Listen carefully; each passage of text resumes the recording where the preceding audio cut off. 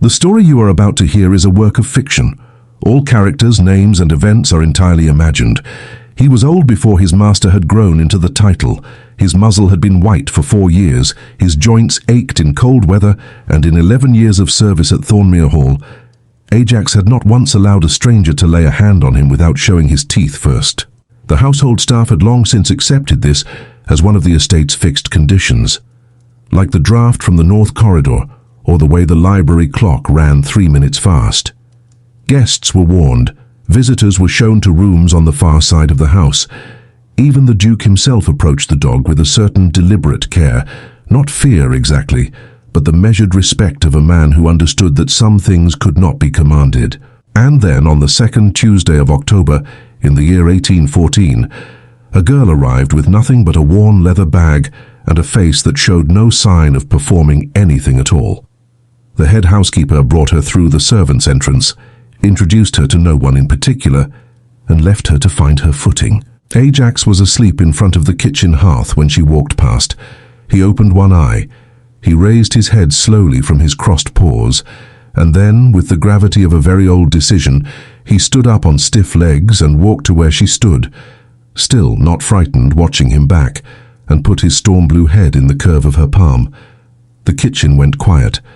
From the doorway at the far end of the corridor, a shadow did not move. This is a story about what old creatures know that people have forgotten to trust, about the secrets kept inside stone walls, and the kind of silence that is not peace, but something shaped to look like it. About a woman who arrived with a purpose and stayed for a reason she had not anticipated.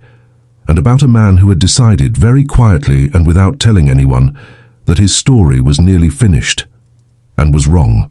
Leave me a comment. Tell me where you're listening from tonight. The city, the hour, whether it is raining or cold or unexpectedly warm. I read everyone. Arabella Ashworth had been a scullery maid for exactly 4 days when she stopped being invisible. The position had not been difficult to obtain. She had presented herself to the agency in Norwich with references from a clergyman's household in Cambridgeshire. Real references, honestly earned, for 2 months of work that had left her with enough to travel north by hired coach and the certainty that she would not be eating well for the foreseeable future. The agency had placed her with the Duke of Thornmir without particular ceremony. Thornmir Hall needed staff. She needed employment. The arrangement suited everyone, or at least no one had told her otherwise. The estate was larger than she had expected, not merely large in the way of grand houses she had seen from roads before, large in a way that felt deliberate, as though the stone itself had been laid with the intention of making visitors feel the weight of it. The drive was a 1/4 mile of elm. The hall was 4 stories of pale limestone with ivy that had climbed to the 2nd floor and stayed there, dark and tenacious. The kitchen wing was separate enough from the main house that she had not yet seen the Duke at all, which suited her rather well. What she had seen: 12 indoor servants, a head housekeeper named Mrs. Colton, whose expression suggested she had never found anything surprising or amusing in her professional life, a butler called Barnaby, who was perhaps the oldest person currently employed in England, and a steward named Silas Prescott, who had introduced himself on her 2nd morning with a particular kind of smile, the sort that knew exactly how many people it could afford to dismiss. She had smiled back, carefully. Prescott was a lean man, perhaps 50, with the kind of face that had been handsome before it learned to be useful. He wore his authority the way certain men wear well-fitted coats, as if the correct silhouette were sufficient evidence of worth. He had shown her the kitchen and the laundry, and the path to the well with a proprietary ease that suggested he considered the tour a favor.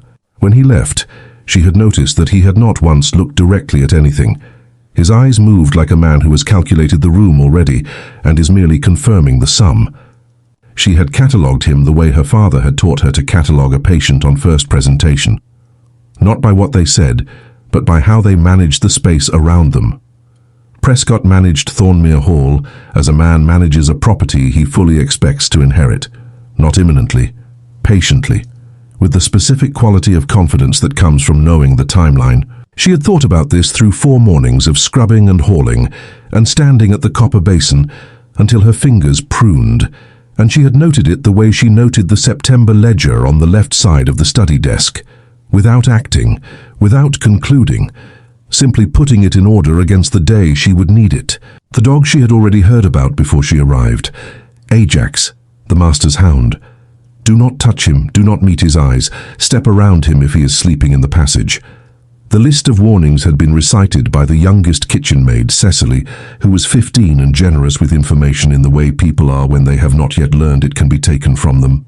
Arabella had listened and nodded, and on the morning of the 4th day, went to the kitchen at 6 o'clock to begin the first of her assigned tasks. The dog was already there. She had not been warned about how large he was. He stood at hip height and was built like something that had once been required to mean serious business. Long legs, broad chest, a coat of rough grey-brown that had gone pale at the face and throat. His ears were flat, though not aggressively so. He watched her the way she had been told he watched everyone, measuring. Arabella did not make herself small. She did not reach for him or speak to him.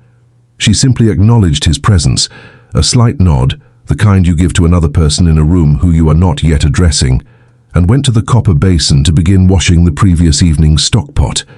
She heard the click of his nails on the flagstone behind her. She did not look around. She heard him settle. The soft exhalation of old joints finding a position, and then the warmth and considerable weight of a storm blue head pressing gently into the back of her knee. She turned, slowly, and looked down. Ajax looked up at her. His amber eyes held the absolute still confidence of a creature who had made a decision and was done deliberating. She crouched, and very carefully laid her hand on his forehead. He did not move. His tail swept the floor once, twice, and stopped. "Well?" said Arabella. Cecily came in behind her with an armload of firewood and dropped most of it. The noise brought 2 other kitchen maids to the doorway. Someone called for Mrs. Colton in a voice that implied emergency. Within 10 minutes, the news had passed through the servants' hall like something on fire.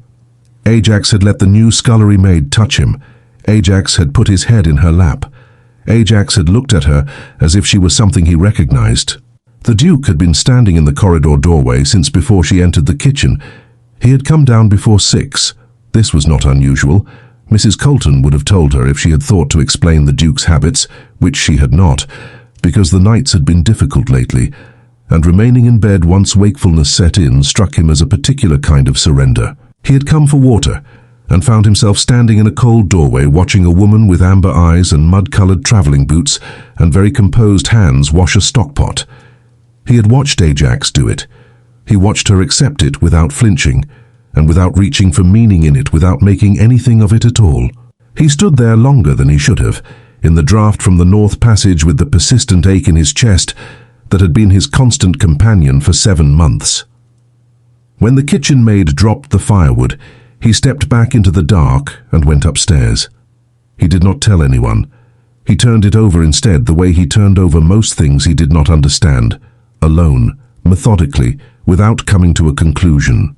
Ajax had not let anyone touch him since the death of the Duke's father, 11 years ago. Before the war, before the wound, before the long rearrangement of everything Alistair Devereux had believed he knew about his own future. The Hound had chosen someone. The question was why. He stayed at the window until the light from the north passage shifted, and the kitchen sounds indicated a full complement of staff arriving for the day. He turned away then and climbed the stairs, and stood for a moment at the top of the landing with his right hand pressed flat against the cold plaster of the wall. Not for support, not yet, simply for the specific grounding sensation of something solid and real, and reminded himself that he was not a man who allowed curiosity to become a problem. He had made this rule deliberately. In the years since he had come home from the continent with a wound that had not healed the way wounds were supposed to, he had made several such rules, each of them designed to prevent the accumulation of complications. He did not ride anymore because he could not trust his right hand on a long gallop. He did not entertain because evenings involving more than 2 people required a performance of ease he no longer had the reserves for.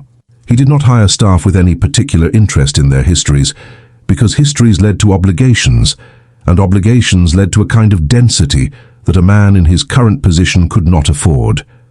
The girl in the kitchen had amber eyes and had not flinched. He went to his desk and did not think about it. The Duke of Thornmir was not, by his household's general consensus, a man who noticed things. He noticed accounts. He noticed when the upper field drainage needed attending. He noticed with what appeared to be infallible accuracy when a steward had misallocated expenses, though he had never, in Silas Prescott's experience, said so directly. He was 34 years old. He had inherited the dukedom at 23, under circumstances that were the subject of persistent local rumour. He did not ride anymore, which the grooms found curious. He did not entertain, which the cook found inexplicable. He did not, as far as any member of his household could determine, do anything for pleasure at all. He had storm blue eyes that were difficult to meet for any sustained period, not because of hostility exactly, but because of a quality in them that felt uncomfortably like being read. He also did not explain himself, which Arabella discovered on the afternoon of the 5th day when she was summoned to the study. She had been expecting Mrs. Colton. She entered and found the Duke. He was standing at the window, which gave him the advantage of the light. Deliberate, she suspected, rather than careless. He was taller than she had assembled from the glimpse in the corridor doorway. Dark-haired, broader through the shoulder than the dark coat suggested, with the kind of stillness that belongs to people who have learned, at some cost, not to move unnecessarily. He turned when she entered, and looked at her for a moment before the measuring quality in his expression settled. "Miss Ashworth," he said. "Your Grace." A pause. Ajax, who had followed her from the kitchen passage, as he had done for the past day and a half, walked past her and settled at the Duke's feet, which the Duke looked down at with an expression she could not immediately interpret. "My hound," said the Duke, "has not left the kitchen passage since Monday morning." "I am aware, Your Grace." "He is following you." "He appears to be, Your Grace." He looked at her again. "You are not surprised?" "I was surprised on Monday. I have adjusted since then." Something in his expression shifted. Not amusement. Nothing so transparent as that, but a slight recalibration. "You have worked in households before." "Two. Before this." "Where?" "Huntingdon, Cambridgeshire." He did not write any of this down. She had the sense he was not asking in order to document it. "What did you do before that?" "I kept house for my father." "And your father?" A pause that she measured very carefully. "He was a physician, Your Grace. He died 2 years ago." Another silence. The Duke turned back to the window. She could see in profile the slight contraction in his jaw, tension or pain, she was not yet certain which, and the deliberate way he was holding himself from moving, the controlled stillness of someone managing a discomfort they have decided not to acknowledge. She had seen that in her father's patients. She filed it, precisely and without comment. "I see," said the Duke. "You may return to your duties." "Your Grace." She turned to go. "Miss Ashworth." She stopped. "Ajax," he said without looking at her, "has your permission to accompany you. He is old. He goes where he wishes." She understood that this was the closest he would come to asking her to allow it. "Of course, Your Grace." She left. Ajax remained for a moment with his storm blue head tipped toward the Duke, something passing between them, some private accounting, and then stood and followed her out into the passage. Alistair Devereux stood at his window and did not think about the way she had spoken about her father. He did not think about the quiet accuracy of her answer, the absence of any reaching in it, no performance of grief, no glance toward him for sympathy, just the plain fact offered and then set down like a stone in a field. "Here, this is where it is. Now let us continue." He did not think about any of it. He went back to the accounts. He could not find the error he had been looking for in the September ledgers, which struck him as strange, because he was nearly certain there was one. He put the ledger down and looked at the study window, where the October light came in pale and thin, and fell across the corner of the desk, in a way he had stopped noticing years ago. The fire in the grate was burning correctly. The clock on the mantel was 3 minutes fast, as it had been for the 12 years since his father's death, and he had never corrected it, which was possibly its own sort of answer to something. He thought, against his intention, about the conversation he had just had. He thought about the precision of her answers, not short for rudeness, not long for performance, simply the exact length required. and about the way she had looked at him when he told her Ajax had her permission to go where he wished. She had understood what he was actually saying. That was not, in his experience, as common as it should have been. He picked up the ledger again. He found the error 4 minutes later in the timber column, where £12 had been charged against repairs that he could not, in his memory, account for having authorized. He put the ledger back down. He looked at the door through which she had left. He did not do anything about either observation. He simply noted them, placed them in the particular mental category where he kept things that required more information before they became conclusions, and went to dress for dinner. The study was locked at night. Arabella had known this since her second evening, when she had walked past the study corridor at 11 o'clock and seen the light still burning under the door, and had noted the following morning that the key was kept on Mrs. Colton's ring during the day and returned to the Duke's desk drawer each evening when he retired. She was not, in the strictest sense, doing anything she had not been hired to do. Her job in the study extended to dusting the bookshelves twice weekly and clearing the hearth each morning before the household woke. The Duke rose early. She rose earlier. On Thursday she finished the hearth at 5:15 and stood in the storm-blue morning light and looked at the desk. It was not stealing, she reminded herself, to look. The accounts books were stacked neatly on the left side. September ledger on top. She recognized the cover from having carried it once to the study at Barnaby's direction. She opened it and looked at the household expenses column she had spent the previous 3 evenings reconstructing from memory, working backwards from the provisioner's receipts that passed through the kitchen records each week. She found it in 11 minutes. The discrepancy was in the timber account. £12 charged for repair work she could not identify any physical evidence of in the yards. She turned to October. Another £22, this time in stabling costs, claimed for horses that did not match the number she had counted in the stable yard on her way to the well. It was careful work. It was the work of someone who understood precisely how much to take without disturbing the overall pattern. She closed the ledger and put it back exactly as she had found it. There was a drawer on the right side of the desk, locked with a smaller key than the room key. She had not seen this key on Mrs. Colton's ring. She looked at it for a long moment. Ajax, lying across the hearth she had just cleared, watched her with patient amber eyes. She did not open it.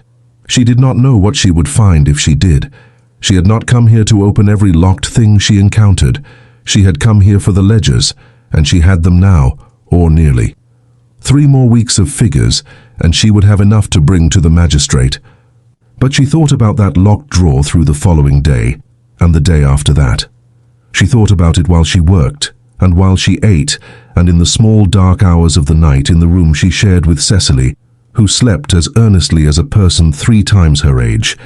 She thought about the Duke's jaw at the window, the carefully controlled stillness.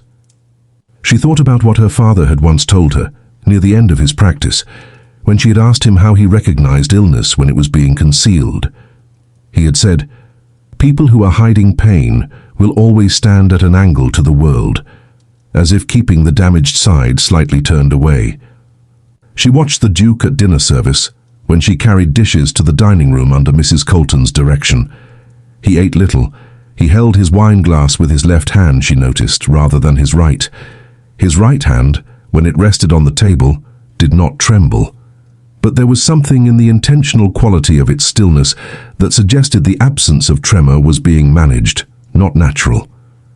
She thought about the locked drawer. She thought about what her father would have said if he were here, about a man with those symptoms and that particular look. She put it away. She had enough to carry. The sound that woke her was not loud. Arabella sat up in the dark, with the immediate clarity of someone who had kept irregular hours for 2 years, beside a man who was ill and had learned to hear the sounds that mattered. Cecily slept on. The house was silent, except for the wind coming off the north field and the creak of the upper stairs, which was the old wood adjusting to temperature rather than weight. She lay still and listened. Then it came again, a low sustained sound from somewhere below. Not a word, not a fall. Something that lived in the space between those 2 things. She pulled on her dress in the dark, did not bother with her hair, took the small tallow candle from the bedside box and lit it off the banked hearth and went down the servant's stair in her stockinged feet. Ajax was already in the corridor. He was standing at the library door, body low, not threatening but close, pressed to the door with a focused tension she had not seen from him before.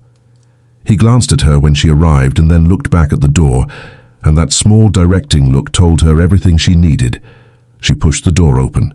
The Duke of Thornmir was on his knees on the rug in front of the cold fireplace, one arm braced against the nearest armchair, head bowed, working through a coughing episode that had progressed past the point of quiet management. He was in his shirt sleeves. His breath, when it came between the coughing, was shallow and had a quality in it she had heard twice before. Once in her father's consulting room, once at a sick bed she did not like to think about. He looked up when she pushed the door open. In the candlelight his expression did several things in rapid succession: shock, fury, and then, almost immediately, the shutting of a door. "Get out," he said. His voice was wrecked. "I won't," said Arabella. She crossed to the fire and used the tinderbox on the mantel to start it, working quickly, her back to him. She did not look at him while she worked, because she understood, from 2 years beside her father, that a man who is being watched while he is helpless will spend his available energy on managing the watching rather than on breathing. She heard him work through the rest of the episode. She heard it when it began to ease. She went to the small side table, poured water from the carafe and brought it to him. She set it on the floor within reach and stepped back and looked at the bookshelves as if she were reading the titles. A pause. The sound of him drinking. "You may leave now," he said somewhat more steadily. "Has this been happening long?" A silence. "That is not, Your Grace." She turned and looked at him directly, which was not, she suspected, what he had expected. "I am the daughter of Thomas Ashworth. He practiced in Norwich for 18 years. I kept his case records and assisted with his practice for the last 4 years of his life. I'm not going to leave this room and pretend I did not hear what I just heard." He was still on the floor. Ajax had come to sit beside him, and the Duke's hand was in the hound's fur without his seeming to have noticed it. He looked at her with storm-blue eyes that were exhausted and guarded, and underneath the guarding, something she recognized, something she had seen in patients who had been ill long enough to become accustomed to the illness, the particular flat quality of resignation. "It has been 7 months," he said at last. "The episodes? The progression." He said it without inflection. "There are several things it might be. I do not—" He stopped. She watched him decide something. "The physician who attends this household has indicated that improvement is unlikely." "What treatment has he prescribed?" He named a compound. She felt the fine hairs on her arms stand up. "That compound," said Arabella very carefully, "is not used for the condition you are describing." He looked at her. "My father used it once," she said, "for something entirely different. For the condition you appear to have, I would need to examine you properly, which I understand is not something I am positioned to propose. But what I am telling you, Your Grace, is that what you have been taking is not treating what you have. At best it is doing nothing. At worst—" She stopped herself. The fire had caught. The room was warming. Ajax had put his chin on the Duke's knee. Alistair Devereux looked at the ceiling for a moment, at some point above her head, with the expression of a man recalibrating something very large and very heavy. "At worst," he said quietly. "Yes," said Arabella. Neither of them spoke. The fire was burning properly now, and the room had lost the particular cold quality of an unheated library at 3 in the morning. The cold that gets into the backs of chairs and the bindings of books and the space between a person's shoulder blades and stays there.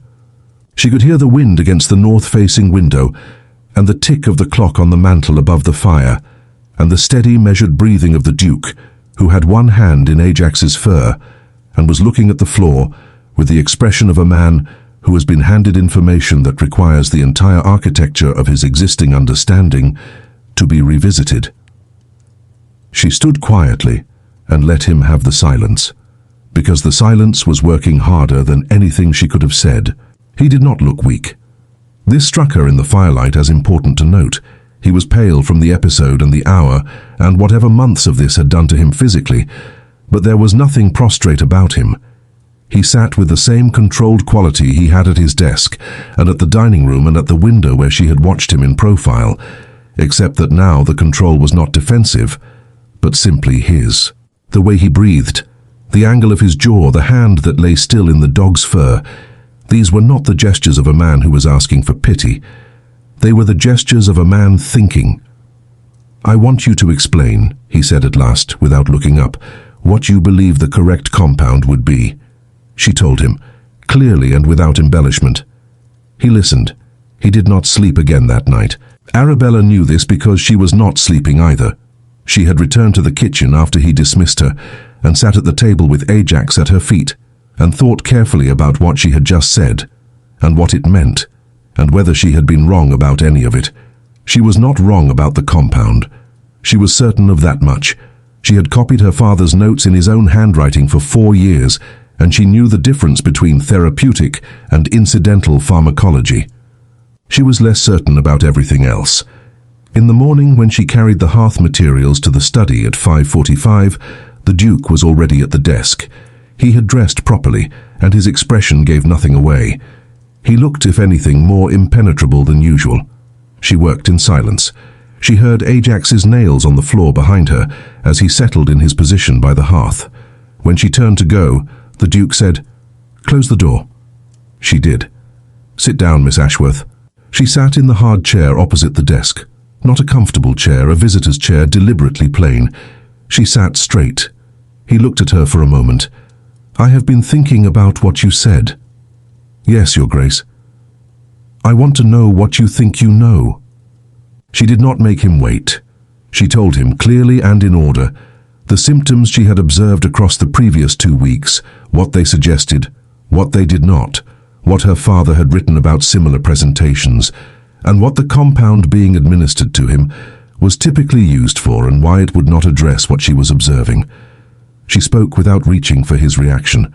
She watched his face for any sign that she was wrong about any particular point. He listened without interrupting. He had, she noticed, very good listening habits, the sort acquired by people who have had to extract information from others under pressure, and have learned that asking questions too early stops the flow. When she finished, he said, "What would you have me do? Allow me to examine you properly, or bring a different physician, someone from Norwich or London who has no connection to this household?" She paused. "And stop taking the compound Dr. Hartwell has prescribed?" Something moved across his expression, brief and sharp and then gone. "Hartwell has attended this estate for 9 years. I am aware that this is difficult to consider." "I am not saying it is difficult to consider," he said flatly. "I am saying that Hartwell has attended this estate for 9 years, and that the trust implied in that is significant, and that I would need more than the opinion of a scullery maid, even one with an unusual education, before I would act on it." "Of course," said Arabella. "That is reasonable." "What is unreasonable?" he continued, and there was a quiet tension in his voice now, more the quality of someone pressing on something that hurts to press on, "is that I have been ill for 7 months, and this is the first conversation I have had that feels like it is about the actual problem." A silence. She did not fill it. He looked at the desk. "What do you want, Miss Ashworth?" The question was direct and careful, and it acknowledged, she understood, that she was not simply offering help from pure goodness, that they were negotiating something, and that he was experienced enough to recognize it. "Access to the estate accounts for the past 18 months, she said. He looked up. "Not to take them, not to copy them, to read them here, in this room, with the door closed. 1 hour per day, when you do not require the study." "For what purpose?" "For a purpose that is entirely separate from yours and not your concern, until I have made certain of it myself." She met his gaze steadily. "You may have Mrs. Colton present if you wish. I will not remove anything from this room." Another silence, longer. Ajax moved in his sleep by the hearth. "And in exchange," said the Duke slowly, "you will tell no one what you observed last night, and you will continue to assist me in managing this situation while I determine how to proceed with what you have told me about Hartwell." "Yes. You understand that what you observed last night is not—" He stopped. He looked at his right hand, which was resting on the desk with that managed stillness she had now stopped pretending not to notice. "Not something I have made widely known." "I understand," said Arabella. It was not, she thought, the kind of agreement her father would have approved of. It was not clean or straightforward. But her father had also taught her that a person who is hiding a serious illness is as frightened as they are proud, and that sometimes the only door available to you is not the right one, but the one that is open. "Then we are agreed," said the Duke. Ajax opened one eye, looked at both of them, and closed it again. She found it on a Friday. She had been working through the accounts for 9 days, 1 hour each morning in the empty study, while the Duke walked the North Fields with the steward. A habit she had noted, with some tension, was conducted in a very specific order every week, as if Prescott was carefully managing what the Duke saw and in what sequence. The timber accounts she had already mapped. She had 3 months of figures now, and the pattern was consistent.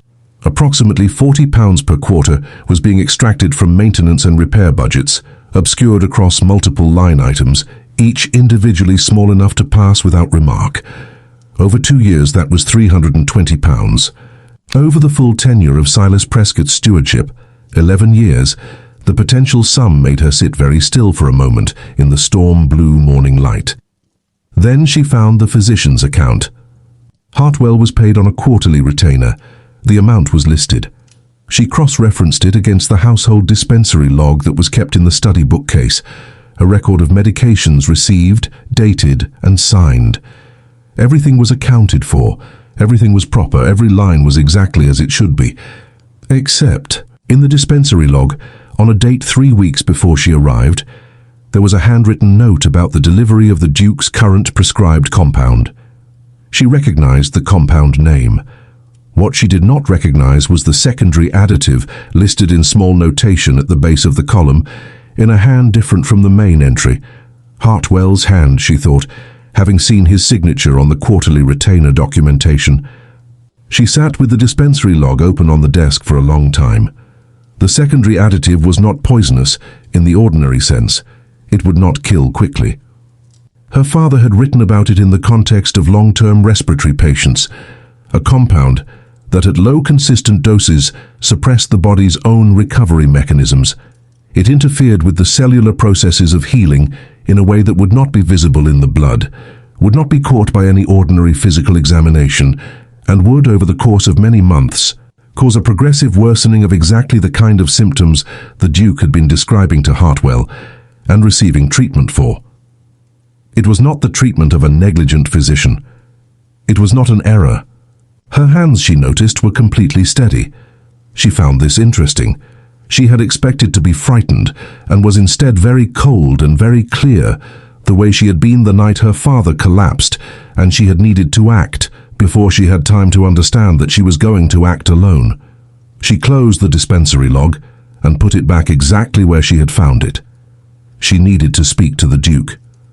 The difficulty was that Prescott and Hartwell had not done this independently of each other. The account trail made this plain. There were payments, irregularly recorded, that went from the estate accounts not to Hartwell's retainer, but to a separate accounting house in Norwich that she had spent 2 mornings tracking through cross-reference with the quarterly summaries. Prescott and Hartwell had been in this together for longer than she had been alive. She walked to the window and looked out at the north field, where she could see the distant figures of the Duke and his steward at the far hedgerow. She thought about what it would mean to tell him. She thought about how much trust Silas Prescott had accumulated in 11 years, and what it would cost Alistair Devereux to be told it had been weaponized against him from the very beginning. She thought about her father, and about the locked drawer, and about a man who had been slowly convinced that he was dying, and had begun to arrange his life around that fact. Ajax came and pressed his forehead against her knee. "I know," said Arabella. She waited for the Duke to come in. She told him everything. She sat across the desk from him in the hard chair and laid it out in the order in which she had found it.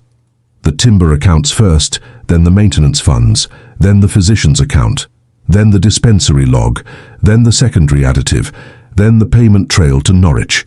She had written none of it down. She carried it entirely in her head, which was what her father had taught her to do with information that was not yet safe to commit to paper. The Duke listened. His face did not move. When she finished, he was quiet for a long time. Not the quiet of a man who had not heard, the quiet of a man who is integrating something at considerable cost to himself. Ajax, at the side of the desk, watched him steadily. "How long?" he said at last. "Have you known about the accounts?" "I suspected since my first week. I began confirming it 9 days ago." "Before our agreement?" "Yes." Another silence. "Why are you here, Miss Ashworth?" She had known this question was coming. She had prepared an answer and then discarded it twice on the way to this conversation, because the prepared answers were neat and strategic, and she found, arriving at this desk, that she did not want to be neat and strategic with him. Not now. "My father," she said. "Silas Prescott was the steward of the Harwick estate, Lord Harwick's household in Cambridgeshire, before he came here. My father attended that household as physician. He discovered what Prescott was doing there. He reported it to Lord Harwick." She paused. "Lord Harwick did not act on it.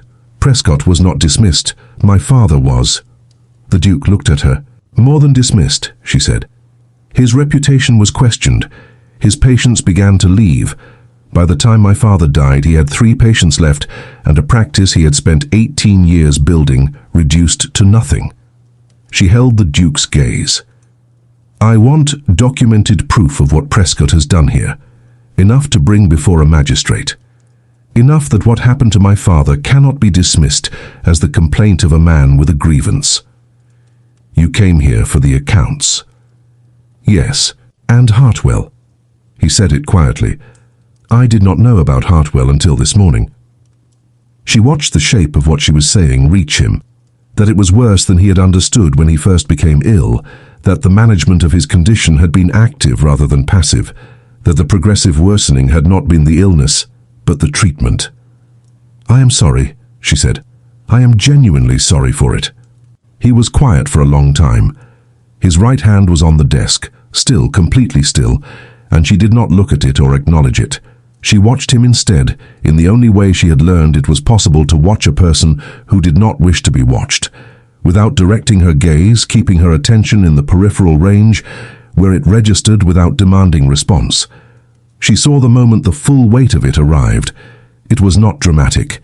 It was barely visible.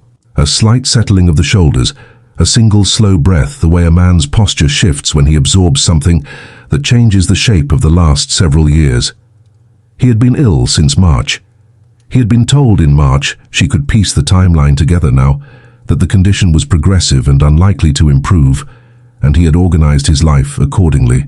7 months of that kind of knowledge. 7 months of managing an estate and maintaining a particular face, and training himself not to lean on things. And all of it had been a lie that served a purpose she was only beginning to understand. She did not say this. She sat with the straightness she had sat with since she was 17, keeping her father's ledgers late into the evenings when the light was nearly gone and the accounts refused to resolve, and she waited for him to arrive at whatever he needed to arrive at, without her pushing him toward it. "The Harwick situation," he said at last. His voice was even. "When did it happen?" 4 years ago, the year before my father died." He looked up then. His storm blue eyes were tired and very clear, and there was nothing managed about them at all. "He reported Prescott, and it cost him everything." "Yes. And you came here because Prescott was here," said Arabella, "and because no one ever made him answer for it." "The compound," he said at last. "If I stop taking it, the underlying condition is manageable," said Arabella. "Properly treated with the correct compound, there is documented evidence from my father's practice, and I can reconstruct his notes from memory. The prognosis is considerably better than what Hartwell told you. Significantly better. How much better? I cannot give you a certainty, but—" She stopped. She thought of her father, who had always said that false hope and false despair were equal failures of care. "I believe you would be well," she said. "Not immediately, but I believe you would recover, with proper treatment and rest over the course of several months." He looked at the surface of the desk. A muscle in his jaw moved. "Ajax chose you," he said, "because you are telling the truth." It was not a question. "I believe Ajax is an extremely perceptive animal," said Arabella, who has spent 11 years observing people in this house and has become very accurate about distinguishing between those who are presenting something and those who are not. I was not presenting anything on the first morning he approached me. I was washing a stockpot. Something happened in Alistair Devereux's expression then, something she had not seen there before. It was not quite amusement, and it was not quite grief, and it was not quite either of those things alone, but it moved across his face and changed the surface of it. And for a moment he looked younger and tired and entirely unguarded. My father trained him, he said, in that specific quality, to distinguish between soundness, to sit beside the ones who were not afraid of their own nature. He looked at the dog. He was a very good judge of people, my father. He believed Ajax could learn it too. It appears he could, said Arabella. Another silence. This one was different in its texture, less like a wall and more like a room with the window cracked. I need to think carefully about how to proceed with Prescott, the Duke said at last. And Hartwell, I want to do it correctly, with documentation through the magistrate. If this is to have the weight you need for your father's name, it must be done properly. I agree. You will stay, he said, for now. Not as a scullery maid, which is clearly an inadequate arrangement. You will assist with the household accounts as an additional duty. The position requires someone with actual competence in figures. She understood that this was not the only reason he was asking her to stay. She also understood that a great deal of what had just been said would need time and distance to settle, and that pressing on any of it now would be the wrong choice. Of course, Your Grace. And you will write down what you know about the correct treatment, he said, as precisely as you can reconstruct from your father's notes. I will have a physician from London examine me within the fortnight. I would like to have something in hand when he does. I can have it for you by tomorrow morning, said Arabella. He nodded once. He looked at his right hand on the desk and then at her, steadily, with those storm blue eyes that were exhausted and not, for the first time since she had entered this house, doing anything to conceal the exhaustion. Thank you, said Alistair Devereux. Ajax swept his tail once across the floor. She did not say, you are welcome. She said, your father trained a remarkable animal. She left him with that. Resolution. Silas Prescott was gone within the fortnight.